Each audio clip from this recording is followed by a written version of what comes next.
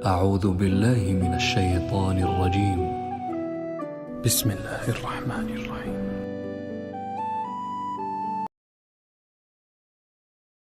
شروع اللہ کا نام لے کر جو بڑا مہربان نہایت رحم والا ہے.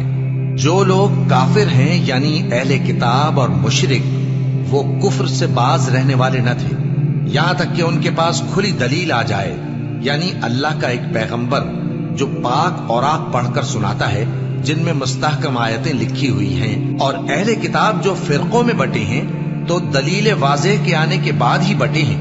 حالانکہ ان کو حکم تو یہی ہوا تھا کہ اللہ کی عبادت کریں، اطاعت کو اسی کے لیے خالص کرتے ہوئے یکسو ہو کر، اور نماز قائم کریں اور زکوٰۃ دیں، اور یہی مضبوط اصولوں والا دین ہے. جو لوگ کافر ہیں یعنی اہل کتاب اور مشرک وہ دوزخ کی آگ میں پڑیں گے اور ہمیشہ اسی میں رہیں گے. یہ لوگ سب مخلوق سے زیادہ برے ہیں. بے شک جو لوگ ایمان لائے اور نیک عمل کرتے رہے وہ تمام خلقت سے بہتر ہیں. ان کا صلہ ان کے پروردگار کے ہاں ہمیشہ رہنے کے باغ ہیں جن کے نیچے نہریں بہ رہی ہیں.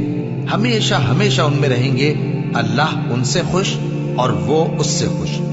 یہ صلہ اس کے لیے ہے جو اپنے پروردگار سے ڈرتا ہے.